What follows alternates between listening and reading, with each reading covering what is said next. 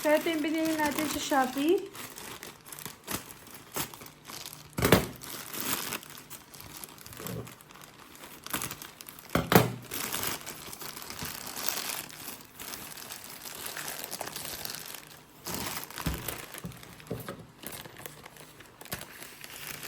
So, after nung balot, mayroong bubble wrap.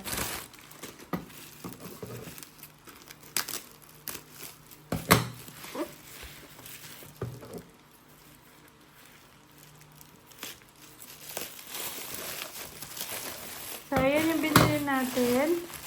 Meron tayong packaging na tape, clear, na 300 meters. So, ang isa nito ay nabili natin ng 58 pesos. So, share ko na lang yung link sa description box para just in case gusto nyo ring bumili, hindi na kayo mahirapang maghanap. So, pwede ring hanapin nyo sa comment section. So, yun lang. Thank you. Bye-bye!